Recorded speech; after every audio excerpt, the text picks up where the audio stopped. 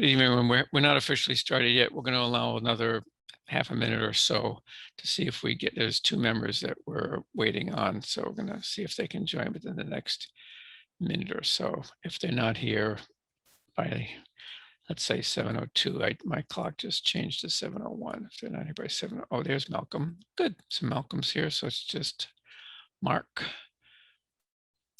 And Malcolm, could you just check your audio and make sure we can hear you okay? I do see you. Oh, you're unmuted now, Malcolm. So I guess your audio is working. Okay, well, why don't we get started then? And we'll do a roll call after some introductory words. So we'll officially start this public meeting of the Newburyport Historical Commission for Thursday, the 24th of June, 2021, a Zoom virtual meeting. As we typically do, we'll start with the roll, see who's here. Mr. Malcolm Carnwath, I think yes, you're here. I'm here. Thank you. Mr. Mark Sandrone, I don't see him on board yet, so he is not yet here. So let me just move him to the absent department. One moment. Mr. Fay. Here. Thank you. Mr. Peter McNamee. Can you hear me, Peter? You're muted locally, it looks like. Present. Sorry, my computer did that by itself. Yep, there you go. Okay, Joe Morgan. Here. Okay, thank you. Patricia Pecknick. Here. Okay, and the chair, Glenn Richards. Very good. We should have a relatively short meeting tonight, but I'll go briefly through some of these rules. Also, I should say our present note taker, Gretchen Joy, and Caitlin Sullivan is driving the presentation there. Commissioners only will have audio enabled. One member of the public at a time can be unmuted if we have a public hearing. That is unlikely tonight. Applicants and their representatives will also be unmuted during their presentations if that should be required. Again, tonight's a little unusual. We may not have that either. I'm going to skip the spiel about raising your hand. Well, do we have any attendees, Gretchen? Let's see. No, we don't. So no, I'm going to, I don't even, there aren't any even outside members, so I'm going to skip the spiel about raising your hand and so on. But I will still remind you, if you're making a motion, just state your name so the note taker can capture that. And we will officially start. We just have one item of business and then and then approval of minutes and some updates from the chair. So 10 Sylvester Street. The applicant is not here tonight. Correct me if I say anything wrong, by the way, Caitlin, but the applicant is not here. However, Caitlin Sullivan has been in touch with them and an arrangement has been made. It was determined that their application wasn't really complete, etc. So they are they have requested a continuance to July 8th, and they're going to be correcting and resubmitting materials in the meanwhile. So the chair would be interested in a motion to continue this matter without prejudice to our meeting of July 8th, 2021. Do I hear such a motion? I'll make that motion. This is Peter.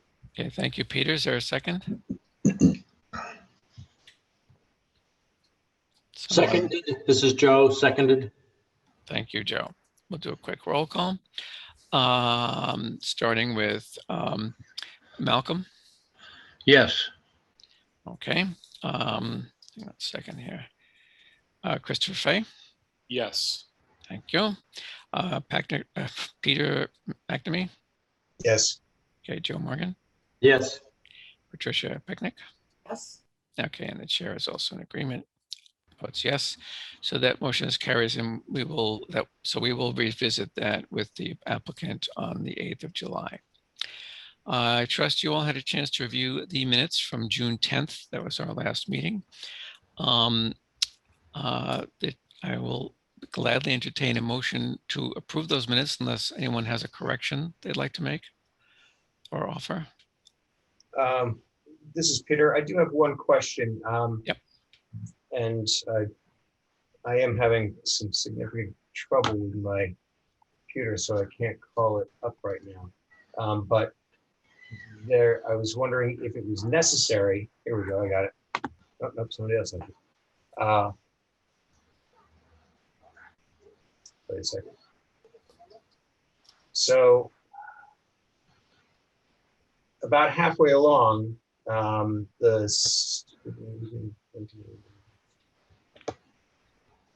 comments from members of the public are often valuable and therefore might not be beneficial to limit them.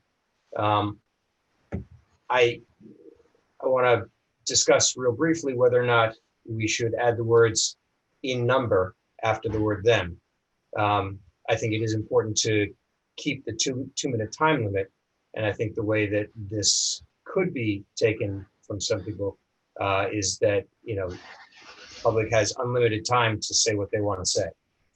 I think we want to make sure that we're not posing any limits. If 50 people want to speak, they should all be able to speak for 2 minutes each. I don't know how important a point that is, whether or not this needs to be a matter of the minutes or if it's just the rules that we set out at the beginning of each meeting. Yeah, I think it's sort of two questions there. I think for the purpose of the minutes, it is a little ambiguous. I think, and Gretchen, correct me if I'm wrong, but I think what you were trying to capture was that discussion, to the best I can recall of it, that was sort of a, for lack of a better term, a philosophical statement that since comments from the public are often useful, we don't want to unduly limit them. I think that was kind of the general. That was what one person said, and I was trying to just write a paragraph without saying, so-and-so said this, so-and-so said that. I figured you would take it according to the application. So something like the institution where there's a lot of people, you want to limit it. And when there's not many people or somebody from the Preservation Trust who has a lot to say, I figured it's too situational. Yeah. It's not a hard fast rule. Yeah, I think I was the one who said I wouldn't necessarily want to limit public comment to 2 minutes all the time, because that very night we were discussing the masonry pamphlet. And I said, for example, Tom Colkerjohn is here and it might take him more than 2 minutes to explain something to us. So what Gretchen just said is what I intended to say, which means Gretchen's really good as a note taker. All right. Yeah, I didn't necessarily want to say 2 minutes all the time, no matter what. I think my sense is that we all kind of understand that was what the intent of the comment was. Peter, are you okay with that? Or what? Absolutely. Yeah. Okay. I think that's why I use the word might. It's ambiguous. I use might because it's just ambiguous. Yeah. You weren't spelling out rules that you were voting on. It was just a discussion. Yeah, exactly. Is there a motion to approve those minutes? Someone should make a motion. Christopher raises his hand. Okay. Sorry, I talked over you there, but Christopher has made a motion to approve them. Is it seconded? This is Peter. I'll second it. Okay, thank you, Peter. Okay, we'll do a quick roll call again. Malcolm? I was absent. Oh, that's right. You were absent. Okay, hang on a second. So you are a abstain. Chris, you were here, right? Mr. Fay, Yes. Nope. Are you a yes vote? I'm sorry, your audio. Okay, yes, I can see you nodding. Peter? Yes. Okay. Joe, were you here? Yeah, you were here. Yeah. Yes. Okay. And Patricia? Yes. And the chair votes yes as well. So the minutes are officially approved. Thank you, Gretchen. Okay, I have a couple of quick updates. I'll try to be brief. At that meeting, speaking of that pamphlet on the masonry, that we did vote that to accept it but the chair could make minor changes. I got a little carried away and made fairly extensive changes. But anyway, what I did was I forwarded it back to Tom and Stephanie to look it over and make sure I didn't introduce any errors. The content is essentially the same.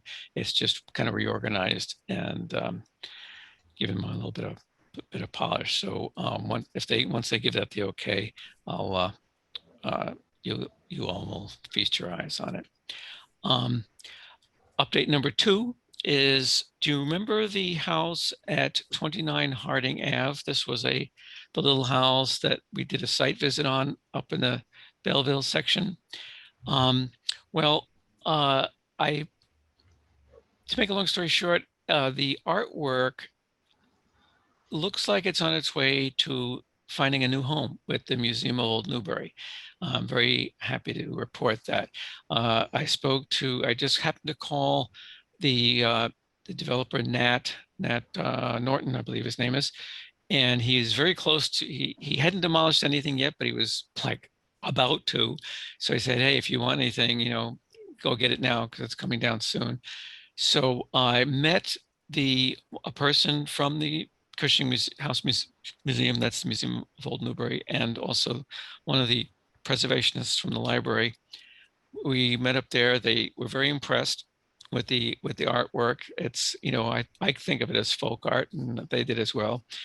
And the person from the museum, Kristen, I believe her name was, she went back, spoke to other folks in the museum, and they decided they would like to help it find a home for a couple of the ships, if you remember the ships that were mounted on the railing, those are currently resting in my garage while waiting for them to, take ownership of it. And Nat said he would work with them if they want to, he would try to cut out those major pieces of the exterior wall complete with the artwork. And so they're gonna, I'm leaving that between Nat and the museum to work out the details of that. But I'm all in all, kind of a happy ending to that particular story because very interesting situation over there. And thank you to Glenn, and also thank you to Peter, because Peter had made comments about, preserving that folk art as well. Okay. The last update from me is really a brief discussion to have with you guys. It's sort of a continuation of what we started a couple of weeks ago on the meetings. I had a question. I know if you've listened in on some of the other meetings like the ZBA and so in particular, well, they're pretty formal. I don't think we need to get quite that formal, but for example, rigidly follow Robert's Rules of Order or anything, but we can be a bit more better organized in terms of the structure of how we tackle each agenda item. So the order they use is the applicant presents, makes their case, so to speak. Then they do a public comment period. Then they have questions from the board. I think that's where the commissioners can ask questions to the applicant. And then they have a deliberation. And typically in their deliberation, the chair will actually cycle through each member of the board to get their take on whatever the matter is. And often that's kind of an interesting thing. At first, my thought was, gee, is it sort of putting people on the spot? But then I said, no, not really. It's really, but it could be a way to make sure that everyone has a chance to express their view on it. Oftentimes in their meetings, and I imagine it would happen with us as well, if someone has already said what you were thinking or what you were thinking of saying, you just say, yeah, Joe just said everything I was about to say. So, next. And then finally, they after that deliberation, they either take a continuance or take a vote on a motion to approve whatever it is. It's interesting that they have that thing about a continuance or vote on a motion. Apparently, the sense I got of one of the matter I was paying attention to at their last meeting was it became clear during their deliberations that the motion or the whatever it is that was being sought, permit or something, was not going to be approved. So the applicant decided, maybe I'll ask for a continuance and come back when there are because there were one or two people of the board short. So maybe come back when, I have another chance at maybe getting this approved. So it's kind of a interesting little, almost like a little courtesy or bailout for the applicant if they see that they're about to go down. Anyway, so I want to know what you guys thought of that. If the only thing that I think might not quite fit is that, public comment tip, I know it's not required that we take public comment on the initial part of the first choice we have to make as far as deciding whether something is historically significant or not, but there's no reason why we couldn't. So what do you guys think? Are you familiar with that procedure, and any thoughts on that? I could do like what the other chairs do and start calling on people. I'd say, I'm not sure what order he goes in, whether it's alphabetical or what. Is that the heart of what you're proposing, Glenn? Is whether or not we should just cycle through and everybody has an opportunity to say yes or no? Well, that's part of it, Peter. During the quote deliberation, yeah, I think I would like to, just check in with everyone during that. And if, like I said, if someone's already said what, has read your mind, so to speak, then you don't have to say it again. Just say, yeah, Patricia or Joe or Malcolm, whatever, I agree with them or whatever. But do you, what do you guys think? That good, bad, and different? Peter, as long as you're still unmuted, what do you think of that? It makes sense to me. Provided we can sort of clip through, orderly and quickly without a lot of, repetition. Yeah. And that's what they do. They just go through, and I don't hear hardly any repetition. Typically, the first couple of members might say a couple of things, and then the remainder quite often will say, yeah, that guy said what I was about to say, so move on. Or not, but anyway, yeah, so they don't have a lot of repetition. But I'd like to hear from, everyone, particularly, Patricia, Malcolm, Christopher, Joe. Joe, you've been quiet past few meetings. Any thoughts on that? Have you had a chance to listen in on any of those other meetings to see how that system works? Are you talking to me now? Yeah. I'm sorry, Joe. Yes, I was. I'm sorry. Yeah. I just sit in on that ZBA meeting, and I was pretty impressed by the procedural aspect of it and the fluid nature of the discussion. Clearly, they're very practiced, and there's a couple of lawyers on that ZBA, so I think that they're much more maybe trained in that kind of discourse. I don't know. I was very favorably impressed though with that. I don't know if this commission can pull that off. I think that where much of our deliberation is subjective. I think they have to respond to very strict criteria on the two Neptune project. They had to really evaluate the variance based on specific criteria, and they did that. They went through very methodically and did that. I don't think we have that kind of structure in our deliberations. I think it would be good to, what you're suggesting is to ask each individual commissioner if they have something to say, just so that you have given them the courtesy of speaking. I don't think that would put them on the spot at all. They can very clearly decline if they have nothing to say, or if they just want to say others have already picked it up what they want to do. But I think that the chair of the ZBA was very efficient and was very clearly very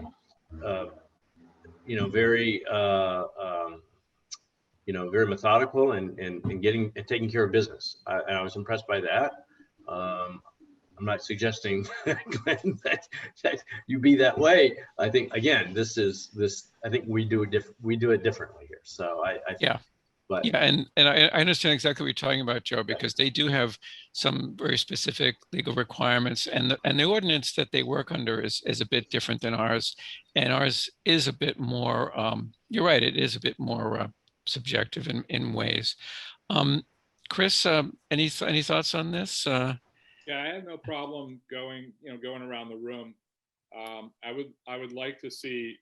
I like the idea of sort of a 4-part harmony there. Okay. That way, and I think we should do that. Come to a conclusion on that sooner than later, because this was a light meeting tonight, but that way we can have in place so we don't get the interruptions. That's what's really been bothering me, is that, like I said last time, is the interruptions, the I object, the maybe where you guys should suggest all this sort of stuff, and once they make the presentation, that's it. If we have questions, we can ask, but we should be in charge of that sort of part of it. And so I think the order that you described earlier works really well in theory, and that we should do something like that. And just so that people know that once you made your presentation, unless we have a question, Right. your job is done. So make your best presentation possible. Yeah, and of course they do get questions, and I thought on that ZBA meeting, the chair did sort of waylay an interruption where the applicant's attorney wanted to start rebutting some of the public comments, and he said, well, just hang on, we'll probably get to it during our normal Q&A, which in fact they did. So I thought that was good that he kind of managed that, and that little interruption there, and kind of skirted around it. Like I said last time, we're not in a court of law. We're just an advisory board. And if the public makes a comment, then I don't think there's necessarily a need to rebut the public's comment. Right. It stands, and then we ultimately make the decision. Yep. Patricia, I see your hand is raised. Yes, I like the way Rob does it, because he'll say, does anyone have anything to say? And maybe somebody will say something and someone will say something else. Then he will call on the remaining people.